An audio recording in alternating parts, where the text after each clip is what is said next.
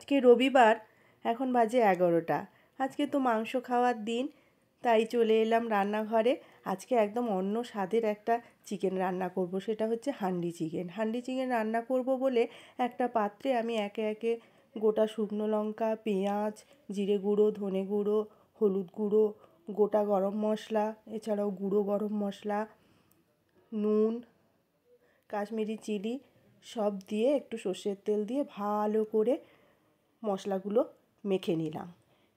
এরপরে ধুয়ে রাখা চিকেনগুলো দিয়ে দিলাম ওই মশলার ওপরে, দিয়ে আদা রসুনের পেস্ট দিয়ে আর একটু সর্ষের তেল দিয়ে দেবো। সর্ষের তেল দিয়ে ভালো করে মাংসটাকে ম্যারিনেট করব। ম্যারিনেট করে মিনিট 10 রেখে দেবো। মাংসটাকে ভালো করে ম্যারিনেট করলেই মাংসটা বেশি টেস্ট হবে। এই ম্যারিনেট করাটাই হচ্ছে এই মাংসের মেন জিনিস। ম্যারিনেট করে আর মিনিট 10 রেখে দিলাম।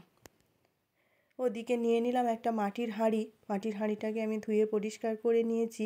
ওর মধ্যে আমি প্রথমে দিয়ে দিলাম কিছুটা সর্ষের তেল, দিয়ে ওই ম্যারিনেট করা মাংসটা পুরো দেবো না, অর্ধেকটা দিলাম, ব্যাস।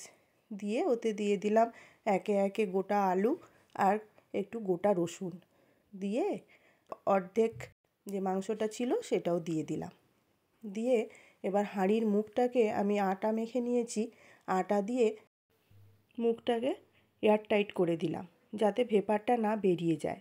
ব্যাস 1 ঘন্টা রেখে দিলাম ধিমে আঁচে গ্যাসে। 1 ঘন্টা পরে খুলে দেখছি, বাহ, মাংসটা ভালোই সেদ্ধ হয়ে গেছে, আলুগুলো সেদ্ধ হয়ে গেছে, একদম রেডি। চলুন মুখ থেকে আটাগুলো ভালো করে পরিষ্কার করে নিই। ব্যাস দেখুন মাংসের কালারটা কি সুন্দর হয়েছে, দারুণ কালার এসছে।